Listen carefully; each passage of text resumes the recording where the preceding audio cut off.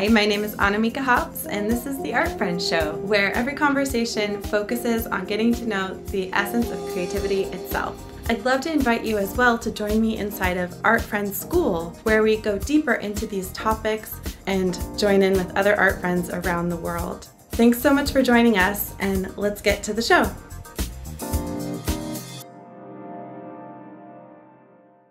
Welcome to the Art Friends Show. Here's an artist you're gonna love to know.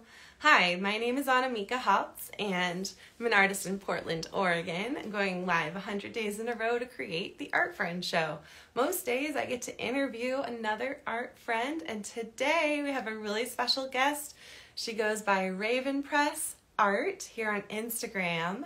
Her name is Jennifer. She's going to pop in here shortly, and I cannot wait to talk to her. You're gonna hear so much from her perspective, and her work is gorgeous. Hi, there you are. You've done it. Hi, Jennifer. Yeah. Hello. Will you please introduce yourself and just tell us where you live? It looks like it's a little interrupted. Oh, okay. Sorry, I didn't hear all of that. Yeah. It is interrupted. So for anyone watching this, we just did a little troubleshooting. We're hoping that the connection works well for this interview. Right. Let's see. So just talk to me now. See if it's okay. So is that working now? Okay. It just gets choppy with you every now and then, but it could just be where I'm sitting. I'll just hold it like brilliant because it's working right now. So let's roll with it. Okay. Cool. All right, we'll roll with it. All right, so hi. Thanks for having me, Annamieka. I'm Jennifer Anderson, and Annamieka's right. I go by Raven Press Art online. And that stems from a long time ago, but I'm currently in Monterey, California. I've been here for about 15 years, but I'm a displaced New Englander. I hail from New England. I'm fortunate to still have a family home in Vermont, and so I'm not straddling two coasts right now, but in the summers I do. You spend some significant time out there, and your work responds to both coasts, it feels like. Absolutely, yeah, for sure. Yeah, having grown up in New England, all my work is nature-based. And so having grown up in New England, a lot of my work is based on the wildlife and the nature, flora, fauna that's there. And there's a lot of overlap with the animals and the birds that are here, for sure. As someone, I've been on the West Coast my whole life, and I feel so disoriented when there's new plants and animals that I don't know anywhere. Yeah. Well, it's interesting. And I think it's mostly plants. Like the animals and the birds, there's a lot of overlap, although you will see unique species here compared to there, but there are similarities. But for me, it's the plants. Like I used to know my plants in my garden, flowers so well, and they're so different than the ones here that once you're away from there, you forget them all. Can we see some of your art? Yeah, sure. So behind me, the lighting is pretty bad in here. I'm in a garage studio, and so there's this awful window up there that shines. People can also scroll your Instagram because you're good at presenting your work there. So this gives us kind of a sense of it in a space, but it doesn't. Yeah. I'll just kind of do a little rotation. So that's a lot of stuff there. That's a brand new watercolors right there. It's an old charcoal. So and then I have like this pile here of all these watercolors that are just done. I want to go through the pile. Have them all. Yeah, it's they're cute. They're sweet. That's a brand new one. I love that. I want to buy that for my friend Jules. We have a thing about rabbits. I love your work so much. So we're going to talk about a couple of really, really juicy topics. And one of them is that you're really prolific in multiple mediums, and you're actually like masterful in multiple mediums. Can you talk about that? What that's like? Yeah, sure. So I think, so I actually, so to go way back, I went to university and got a BFA in printmaking. And so I just felt like I had to identify as a printmaker forever. Like, it was a really great crutch early on, because back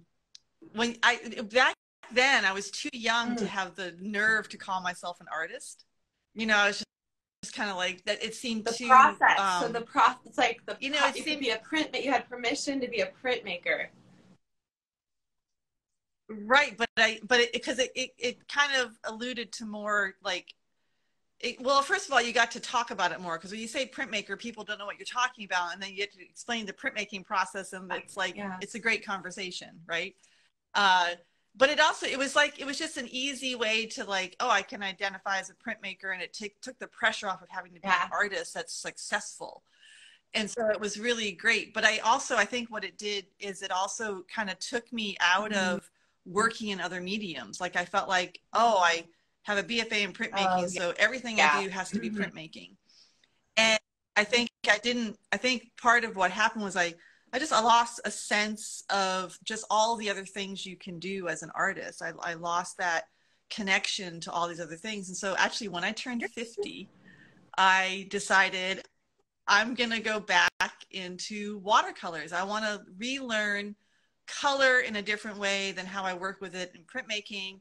And I want to understand, like, does it translate into printmaking if I work in color and watercolor? So when I turned 50, I did like 50 watercolors. The 50 days before my 50th birthday, I did a watercolor a day. Brilliant idea. Yeah, and it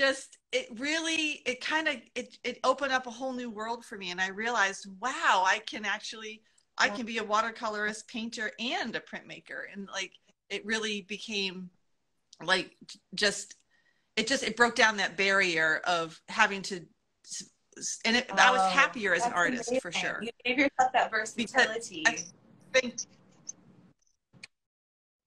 Because it took the pressure off. Printmaking is very laborious. I mean, there's a lot of art is laborious, but printmaking, I have to kind of psych yourself up to like start some of the processes, because you don't go from like, oh, I'm going to make a print and there it is. You have a matrix you have to carve or scratch or create on. You have to prepare paper, you have to ink up, you have to print.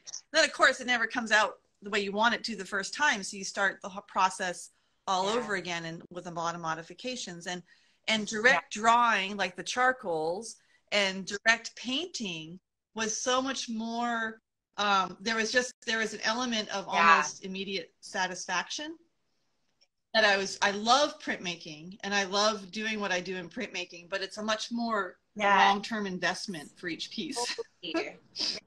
And I mean, it just takes longer to get your kind of the results how you want them. Whereas like, I can work on a watercolor for a couple of days, and I can really feedback is very immediate. The immediacy, I'm with you on the immediacy of painting and drawing. I did my BFA in painting and textiles, and I loved textiles for that reason too, for the dyeing process, for all of like the steps. But also, it sounds like in your story, until you were 50 days from 50, you had this like idea that you didn't work in that medium or something. Like maybe the immediacy was, oh, I lost you for a second. Let's see if you're back. Are you back? There, okay. I'm here now. I'm back. Sorry, I tried to put my phone down instead of holding it, but I can see you. So anyone who's watching, this is the hustle, because Jennifer's arm is her tripod right now. I can see you in the Zoom, like working so hard. I love you. I almost wanted to screenshot you. I was like, this is what it's like to make it happen. Somehow the signal's better when you're there. So, okay. I know. I think it's also because I take, like, when I put it on my computer, it seems to not have good signal with all that metal. So, okay, well, we're full with it. I hope your arm doesn't get too tired. Can you pop your elbow? Okay, I'm scared. No, I'll be good. I am. I'm holding on. I'm with you. It's taken me 55 days, and I still don't really know my lighting. It's a whole thing. So you taught yourself this watercolor technique in celebration of your 50th. And so printmaking, you're super well versed in printmaking techniques. Watercolor. I've seen you work in oils. What's that like? Yeah. Yep. So I do. I work in oils. Well, so the oils pull me because there's such a lusciousness and richness when I look at oil paintings, and then when I work in them and I can get a piece like where I want it to be. It's a totally different, well, for me, it's a completely different approach to art making. I mean, there's layers in everything. There's layers in watercolor, there's layers in printmaking. But with oils, it's such a give and take. Like watercolor, you put it down, and then then you put it down, and there's not a lot of manipulation once you're there. And I feel like with oils, there's a lot of manipulation that can happen, and the colors are just so different. It's such a different. I mean, I love watercolors and I love the transparency, but I think I also love the luminous quality of oil painting. But I feel like, I love doing them, and I'm actually working on some studies right now because it's been a while since I've been working in them, and I have some plans that I want to work on.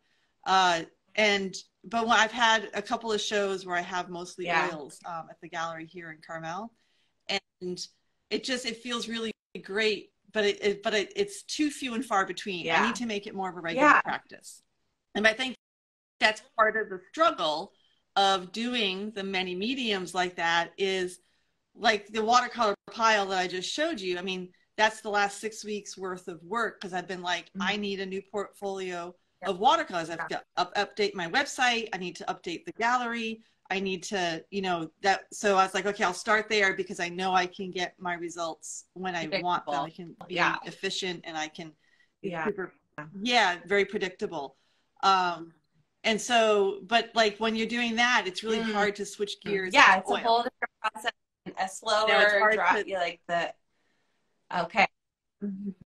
It's a different way of thinking too. It's a different way of building your image, and I think that's where like trying to master all three mediums is definitely it's a bit of a challenge. It's a challenge that I embrace. I mean, how lucky I am to be able to say, okay, I'm going to work on watercolors for 6 weeks, and I'm going to get all these paintings done. So I have new website, and I have, just like product, not product, but results. You have new work. You have been so prolific. I remember meeting you when we were both like doing a residency kind of art, like we were stacked on top of each other on a hill, and you're just you had just so much prolificness with your works around you, with printmaking, original watercolors, charcoal, all of it. It's you're very good at working. And well, I think that part of it is, and you can relate to this, is I raised a family, and in raising a family, the time is not what you anticipate is going to be. There's surprises every day. There's all the other challenges that you have in raising a family, and how do you juggle that? How do you juggle doing that and trying to create your art career? Like I'm very hard on myself. I think we're all our hardest critics, but what was that? There's like, I don't want to do it unless I can do it to the highest degree of my capability, and I want to push myself constantly.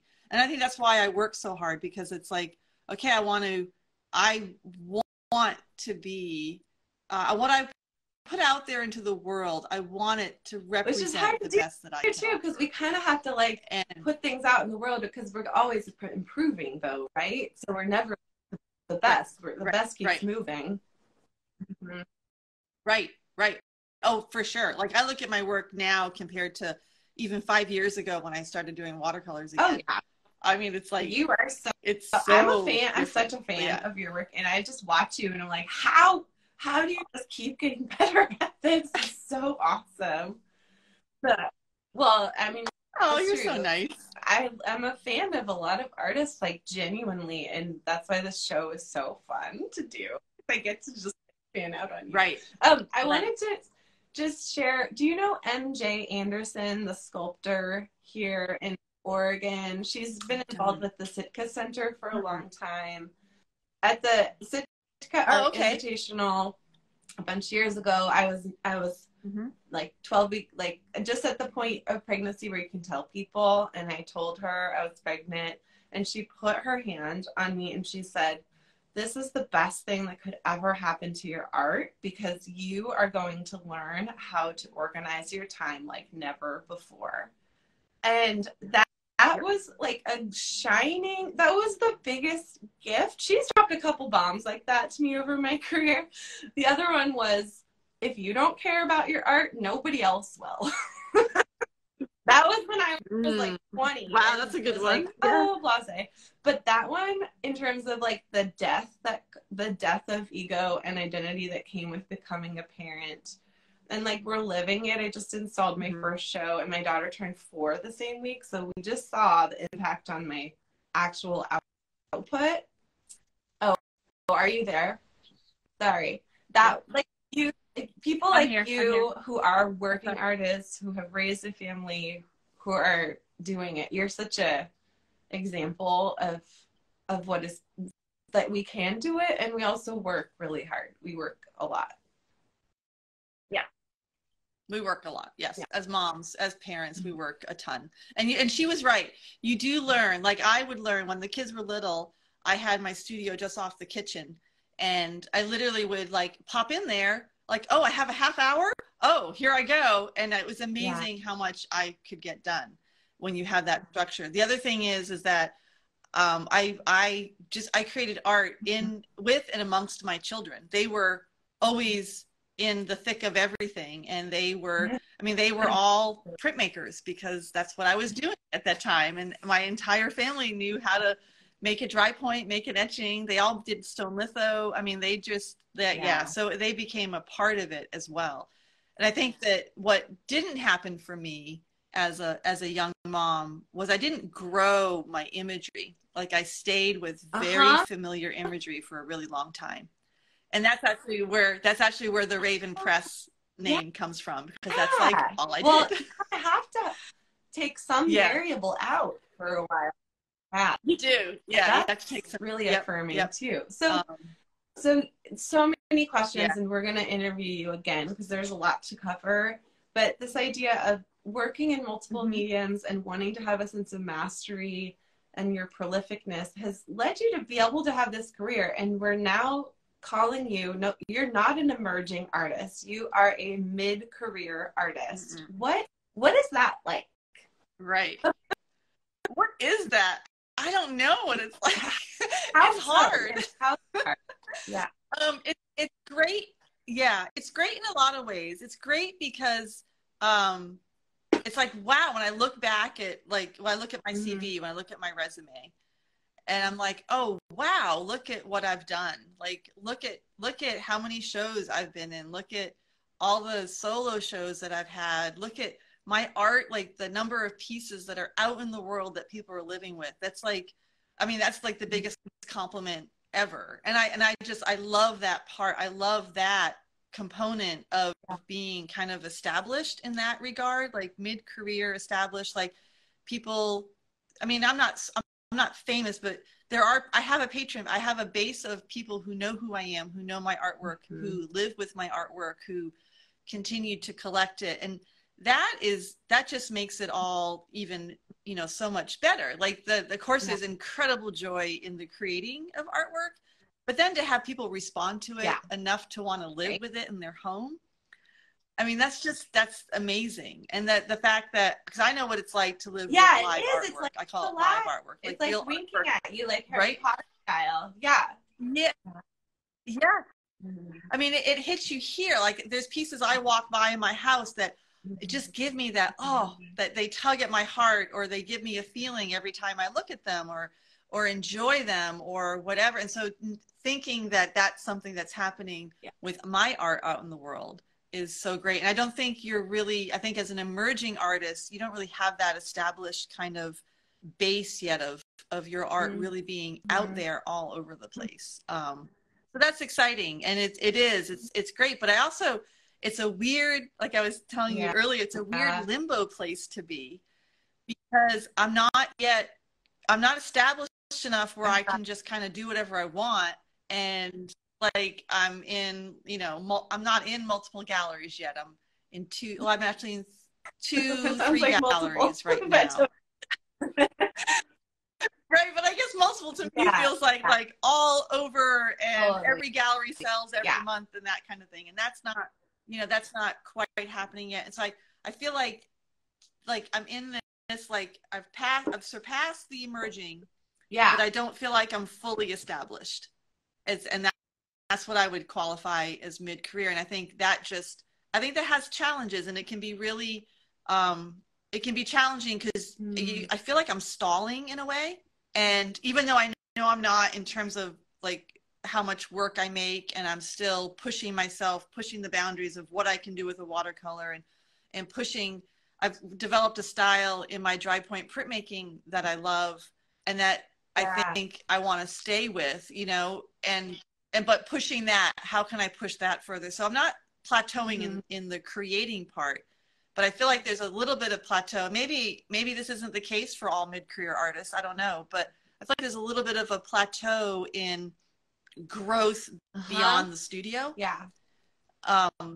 You know, like how do I get into more additional galleries, or how does my work get exposed even further? Because I think as an emerging artist, I feel like everyone wants to give you the opportunity.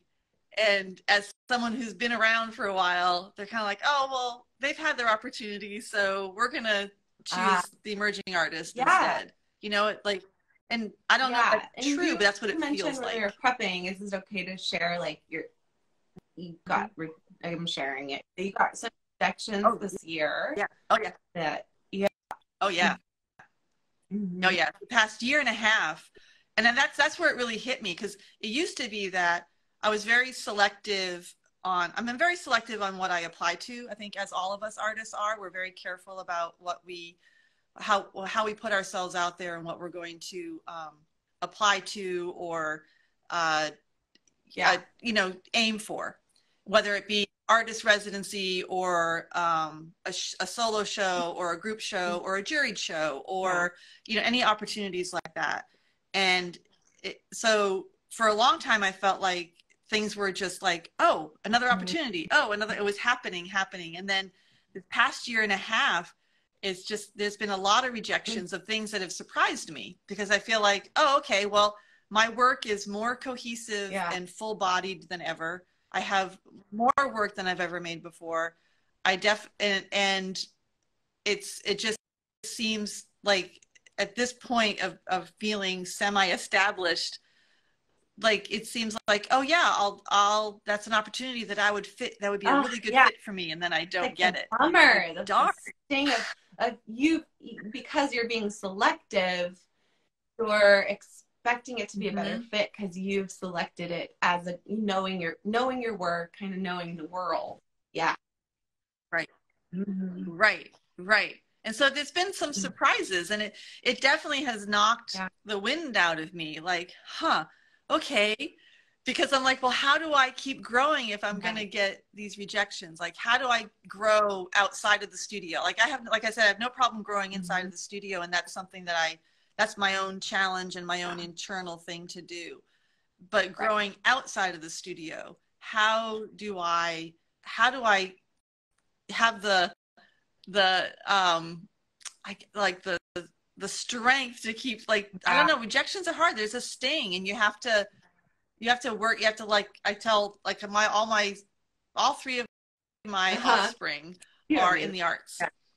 And so, you know, and so they get the rejections too. And I'm like, okay, just live with it and sit with it. Process it for the next 24 hours. You're going to feel better after that. Like, but it is part of it, and it is hard. I mean, it's hard. So I guess that's where the mid-career thing, I'm kind of like what, you know, I guess, stage. So seeing you, I love the way you defined kind of the emerging artist is like, there is kind of a help for the come up in terms of grant funding, in terms of preference for a show being held a few spots for emerging artists, residency stuff like that. Yep. If you're an emerging artist watching this, chat at me. I can point you towards stuff. But you're saying like what defined you as mid-career is you have an established patronage, your work's out there in the world, you've done a bunch of those things, you don't really fit the category of emerging, but you're not so established that you can kind of just like buck off and do whatever you want. You have this sense of like you're still hustling, you're still you know, applying to lots of things. You're pretty well established in your creative voice and your work, what you actually make, but it's more of the art of your career right now. What do you feel like would give, like, what are like 3 or 4 examples of something that would feel like a big break right now for a mid-career? Oh, I think more gallery representation. And I know there's a lot of talk, or not a lot of talk, but there's a lot of differing opinions on whether or not an artist needs a gallery, or can you survive without a gallery, like being represented by a gallery. And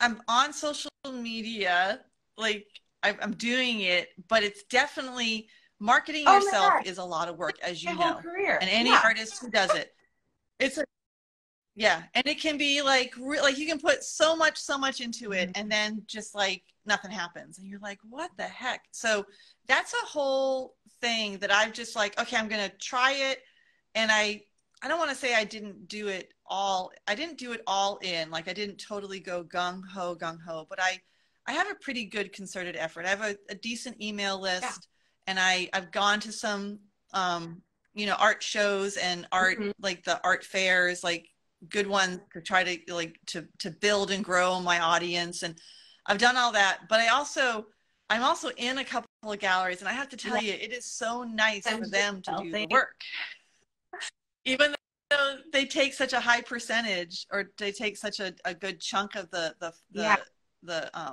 cost, or the price of the piece when they sell. But it's so nice to have them do that work. I'm grabbing like a piece of paper because I'm so visual, but I have this theory that like if we price our artwork at 100%, half of the job is selling it.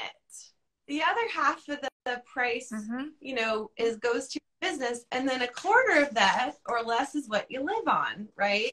So you have to think about your time and energy. And it sounds like what you're saying is you've been around the block, you've made tons of work, you've been represented, and you've self-represented, and you understand that a gallery taking half of it is earning it, because it is so much work to be our own self-represented brands. Yeah. Absolutely.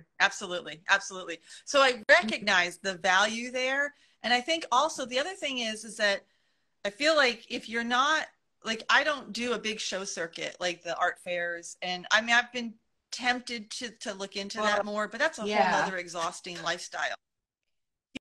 Huge commitment. And so there's that angle. So if you're not, so it's really about exposure. Like for me right now, the big break, a big break would be getting more exposure. Like somehow, because when I have exposure, I feel like people respond to my work. Like when I do the art fairs, you know, it's nonstop talking to people for the 3 days. To see in person. When I have openings at the gallery, I mean, there's a lot of people that come, and there's a strong response to my work. And I when I do artist talk, so there's a lot of response, but it's getting the exposure. So really, like right now, I'm kind of like, okay, I'm ready for like, you know, a couple more galleries, like across the country.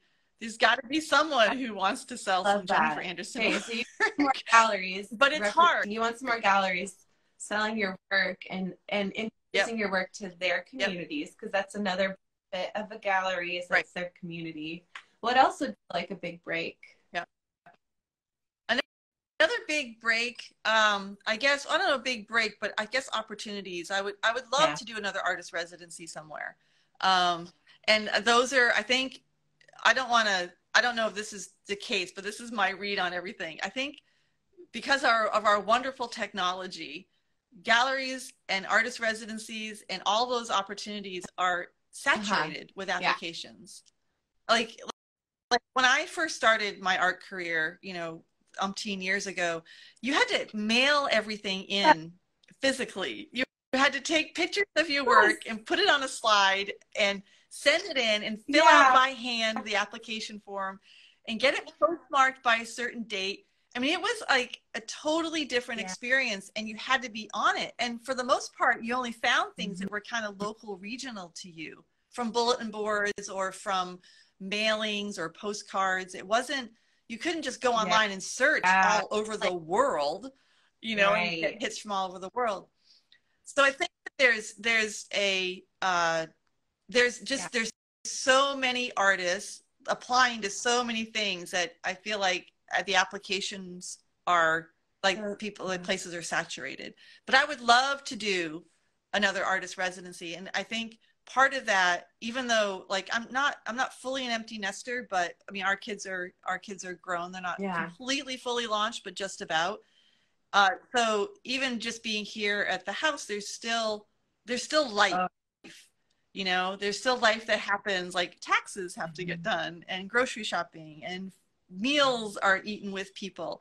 Whereas like an artist residency, you get to completely dive in and like everything else just goes away. And the growth that I have had at the couple of artist residencies that I've done have just been tremendous. It's like super inspiring, and I'm always super motivated, and something different always comes out of it that I wasn't expecting.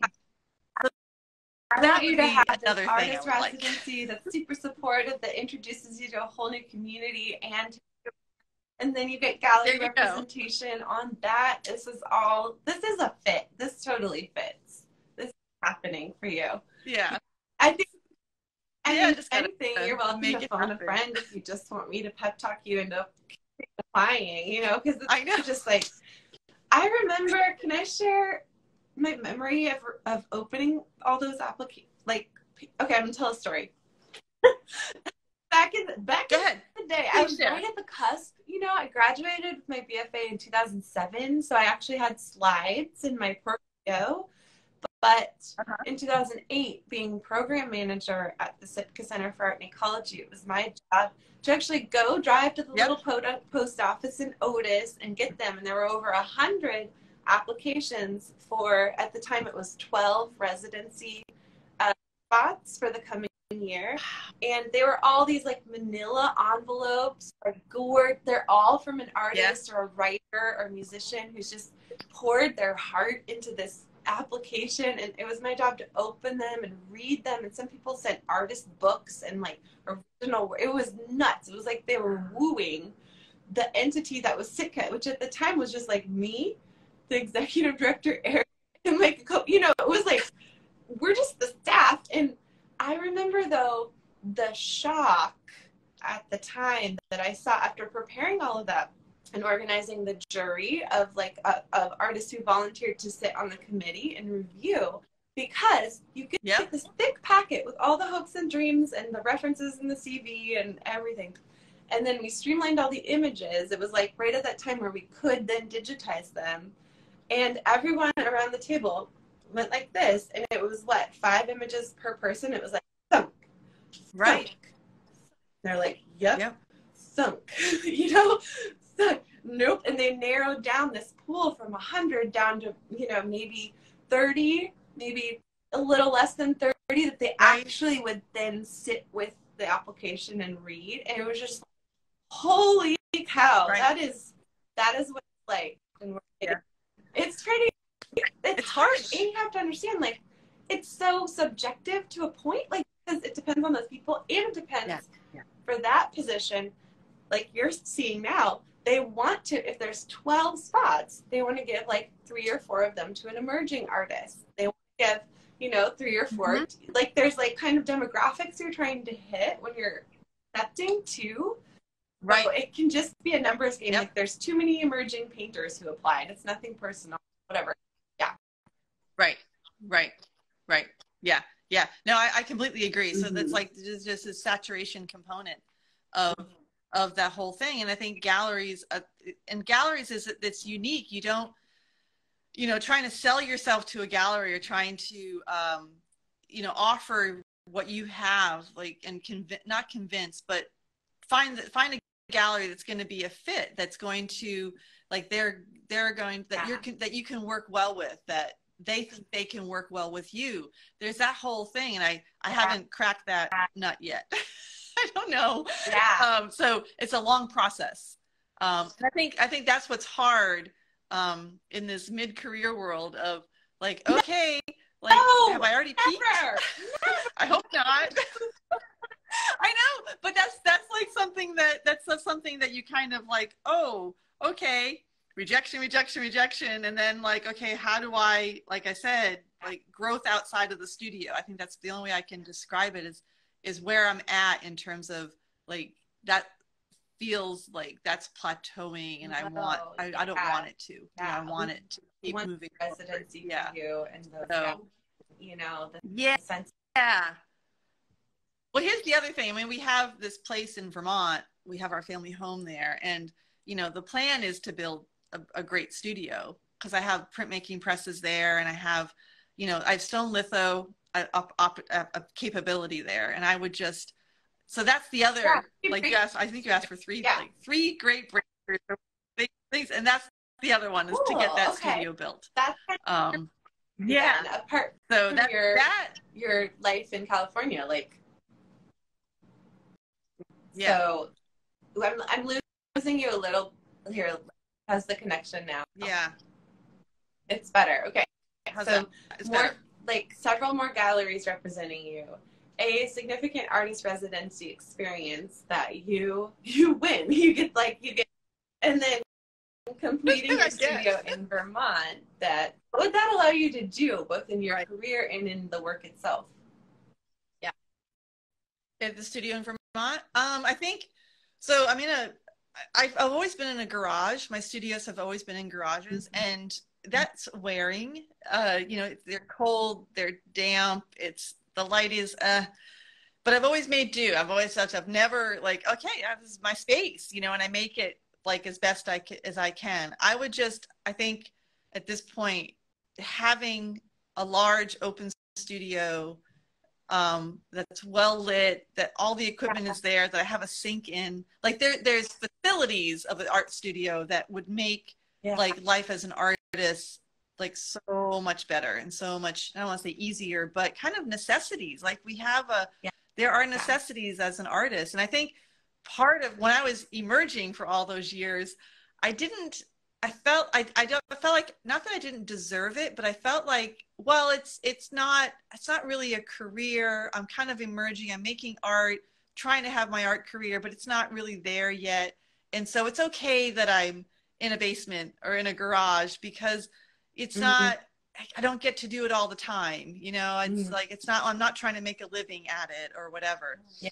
But now, because that's where I'm at, like, it's like, okay, some of the basic necessities of being an artist, having a sink and having the right facilities for like the right equipment and everything. And I think the other thing is like having that big studio, having a studio built there would also offer me like my own created artist residencies. Like when I go to Vermont, the house is free of clutter because we don't live like you there can't remember all your to-dos. Right. It just, there's a very it's an escape. It's in a very rural location, and so it's very removed. Like you feel like you're stepping back in time when I go there, because you're just like, you don't care about the internet. You don't care about, it's very removed. It's very, it's a different pace. And I think I would absolutely like create my own, like, I'm going to go for my like printmaking, I'm going to go do stone litho for 2 weeks and go doing your work that so much. And because I want to keep growing as a printmaker, and I really want to, like, I just don't have the facilities here to do that. That's why I work in woodcut and dry point, because that's what I can do here. That's what I can do in a studio that has limitations. So you have, this is very clear, honestly, very clear. And it seems like, can I put on my art mentor hat for a minute? Okay. So this is just really fun, right? I love just like giving unsolicited advice. It's the best. I love Well, one receiving it. thing that really stands out to me is publications, and I'm curious what your current application practices or awareness, or like, you know, your relationship with getting published both in print and online media. What kind of publication strategy, or what's have you been? I don't have a strategy. So the things that have happened to me in the past couple of years have come to me. I haven't sought anything out, but that's a really good, interesting part. I never thought of it as something to seek out. So my experience has been like, I did one for Sitka. I did a online, is it called From the Studios or in? Okay. So I did that for them a few years ago. I was in a magazine here in Carmel called Carmel Magazine, which was a pretty big deal in 2021, I think. They did a feature article on me. And that again, they came to me. I've had there's a writer here in Monterey who she calls me once every year or so and includes me in an article that she's writing. But I haven't, and I've published a book. I've published a book of my all my sketchbook pages and whatnot. So I guess but I haven't done anything really recently, and I guess I hadn't thought about a strategy for doing that. I know I'm planning on having a solo show next year in hopefully in May at the gallery in Carmel. And that will include a book that'll publish to sister with the pro. Actually, you know what it's on? It's on 100 days. There's something magical to the structure of this 100-day challenge. So yeah, I've done the 30-day challenges a lot, and I did that 50-day thing when I turned 50. But I was like thinking of, because you have to apply for these shows at the gallery like a year and a half in advance. So when I was thinking about when I was pulling the proposal together several months ago, I was like, you know, it'd be really great to do a 100-day challenge for myself and have it culminate in a show a solo show, but also then published a little book that like shows either the process or just shows all the little 100-day sketches that I'm going to do So anyway, but I think it's interesting you said what my strategy is for publication, because I don't have one. What's really standing out to me is PR strategy for you. And are you a part of the Art Brand Alliance yet? You know about it? I am. So let me tell you about the Art Brand Alliance. Part of that. The Art Brand Alliance is a professional organization started by the wonderful Betsy Cordes, who worked for years and years representing and then became kind of coach. She's like a amazing career consult person. She's amazing. She's such an advocate of artists, and she started to see a need for this new niche that happened with the rise of self-representation with the internet, where we are our own brand as artists, and we're not necessarily all in the traditional gallery track. You're definitely more owning that side of it, and there are artists in there that have it, but a lot of people are working in illustration and licensing and some sort of but it's all self-represented art brands, and you're at kind of a certain level of professionalism and running the business around it. And so inside of there we share a lot of resources, and there was a PR training, like a whole PR company came and did a training, and I could look up the name. I almost want to just to speak it into life right now for anyone. But it kind of opened my mind to the fact that, someone watching is saying Art Brand Alliance. I've recommended heaps of people to it. I'm going to look into it for sure. I love it. We needed it in this reality. But like a PR strategy, and you can, I don't know what your means are around that, but that's also the point where if you're able to just hire that out to someone. Yeah, I know. Because a PR, my husband says that to me all the time. This is the kind of on my wish list when I do have a bajillionaire dollars. I want to just, hire that out, because they'll be pitching you to publications, pitching you to galleries. They'll make a whole strategy around exposure if that's, or if you want more representation, and then you'll have like right. someone helping. But what they also will do is like, gosh, I'm making like a commercial for them. Like, it's also That's okay. something It's all that good. I'm learning. a great grant application, if you don't have the means to hire, is to apply for a professional development grant to hire a PR firm that specializes in finance, because they do a consultation, right, do a website audit. You have this beautiful new website, do all of your work in alignment with your goals, and then create a pitching strategy. It's like a really, it's a long game. Pitching is, you know, the next 1 to 3 years, yeah, like, because you have to follow up. Right. And it's definitely the kind of thing that, you know, sounds amazing. And as those of us who are used to hustling and kind of doing it all ourselves, I just want to say that to you. I'm at a much more emerging stage in my career, but I just hang out in these conversations. So PR is like the thing to help you right now. Right. Yeah, no, you're absolutely right. That's not, so it's called Art Brand Alliance. Let's see if I can look them up, actually. Not, yeah. I can look it up no, when but we're done. But yeah, that's interesting. That's the other thing, is like understanding that it is a very long-term process. This whole self-promotion versus, like, I think you have to have self-promotion and you have to kind of be into, you know, into galleries or into art shows, or like it's all a little bit of everything. But it is learning how do you pitch it? How do you pitch it? How do you build? I mean, I've done some coaching classes, or not coaching classes, but like workshops online, I guess. Definitely not coaching, but like workshops online. And I recently did one of like how to get into the galleries, and it was run by a gallery owner, and she was awesome and she was super helpful. But basically she's just like, it's a long-term play. And so like when you said like the whole part of it is like it's the long term. It's like, okay, 1 year, 2 year, 3 year, like what are the goals, and then okay, what's the game plan?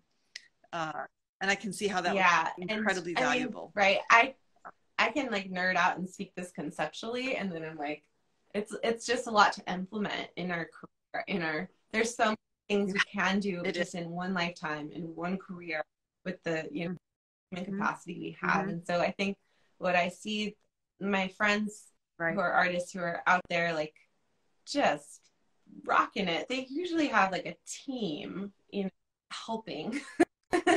So think about. Yep. But then the team part, like my husband, that's something my husband is like, you gotta hire somebody, but I'm like, well, I don't, but I'm not quite there yet. Like I'm not quite there in terms of, right? I feel like I don't really have the income from my art yet to support hiring someone to do this stuff. But if I hired someone, would the income come? Like, I don't know. Just like a micro businessman just for that angle. And it's like how much you had to risk or invest in it for the possible outcome of that, like being, you know, then there would be a ripple effect across your career. I'm not a business coach on purpose, because this stuff isn't really my strength of being like, it'll definitely pay off, you know, but it's like for you to have your gallery representation and just like be able to be going to these residencies and getting in the enriching experience and going to Vermont and having your work, like that's the future I want as a fan of your art, for more of your time to be spent doing that.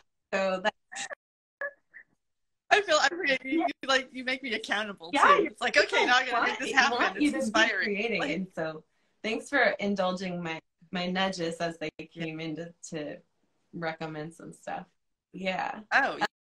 Someone commented who is also in the Art Brand Alliance. It's just artbrandalliance.com, and then you join the list, and applications open once in a while. And like I said, there's a whole bunch of criteria. It's been very consciously created and co-created and evolved to have like a level of professionalism and be inclusive and not be like, it's just an amazing organization. And when artists get to the point in our careers when we're able to be part of it, I highly recommend it. Even just, doing commercials for other people's companies is great.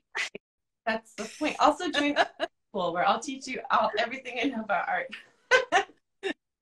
And Jennifer, Right. you do awesome emails. I always enjoy them. You put a lot of love and your personality, and obviously we get to see your art. So y'all on her email list so you can watch that. Yeah, you can get my email through my Instagram handle or whatever. Yeah, through my link tree. Yeah, I'm not as consistent. That's another thing that I'm not as consistent about, like, because it's the whole marketing thing. It's the whole making the time and making the plan to send out that email and make it interesting where people are going to want to read it and not feeling like you're doing sell, right? That's the other hard part about being your own promoter, is that you're faced with balancing, okay, I want people to connect to my work. I want to connect to people, but I don't want it to sound like I'm just trying to sell all the time. So I try to, we have to, right? But because of that, I'm not consistent with my email. So you won't get spam, in other words, if you can join my email list. Very, very considerate emails. Yeah. Well, it's a good place to wrap up this one. And then I'd love to have you back on the show, continue to make this a long-term project. Yeah. Oh, absolutely. Well, you're amazing, Annamieka. I've enjoyed knowing you, even though we've only met in person a couple of times. Like, it was profound enough where the online connection has continued, which is really nice. And I think that these art interviews are so much fun. And well, just gaining insight. You have a great way of interviewing people. You have a great way of having that art conversation and bringing so much to it. And it's so great as a viewer of these interviews to watch and to see, like, all these different artists and where they're at and what they're doing and what they have to say about all kinds of things. I mean, it's been really great. It is so great. You will laugh though. I was at Laurel Thirst Pub last night, like listening to live music with friends, and this musician I know, John Craigie, I hadn't seen him since before the pandemic. I was like, John Craigie, bring it in. And then I just started interviewing him. Like, I just can't turn it off right now. And my friend I was with was totally teasing me. He's like, you just put him on the spot so much. But John Craigie, like, rolled with it and kind of did an extemporaneous, like, musician interview. I just am enjoying becoming this community character now. I think that it's really tapping me into something that I've always loved, and that's just celebrating the creative in all of us. And right. I'm finding my voice. I'm finding my voice as whatever we're calling this, as a show host, as a fellow art friend. Well, you're also, I think a part of it too is that you're intrinsically someone, like, it seems like inside of you is you tap into other people's potential, or you see potential in other people and you bring that out in them. But you're also so very interested. You're so well versed in the whole creative realm that you have great questions, and you have great you just have a great style of the conversation. The art conversation is very natural to you, I think. Really cool to hear, and I am taking that in, and it's so fun to know you are and other artists are, like, binge watching these while creating and feeling seen and heard in that way. And I've been asking a couple of people in my life to give me feedback on, how to improve too. Like, my mom did a lot of acting, so she's helped me with my hand gestures, because I want to get good, just like you want to get good at your watercolor, your printmaking, and your oil painting. I want to get good at hosting the Art Friend Show. I've been teaching and mentoring forever and ever and ever, and I feel like the two areas I want to grow now are my Art Friend Show and my actual artwork. Like, they're both having a moment where they're ready to love. Cool. Well, thanks for showering me with that affection. Let's end this here, and I'll just debrief with you in the Zoom if we still have that open. Thanks for watching, everybody, and we'll see you Yeah. tomorrow for another one. And go love up on Jennifer, give her a follow, get on her email list, watch her realize these goals now that you've Yeah. Now that they've Yeah. been spoken, I'm Accountable. gonna have to make it happen. No, but I will. And I have a show coming up in June. So if you get on my email list, you will you'll get info Fun. on And that can they show go in buy June that some I of those have, originals so. that are sitting around behind you that they've been seeing? Like, Yeah, cool. people just have to contact me. These I are mean, all things that aren't in the gallery at the so you moment. could have They're all just like, here. if you've Yeah. been watching and want it, now have okay. Yeah. Bye, dear. I'll okay. Thanks, Annamieka. I'd love to have you inside of Art Friends School, where we go deeper into these topics. Follow the link that's in the show notes or find it on my website at annamieka.com.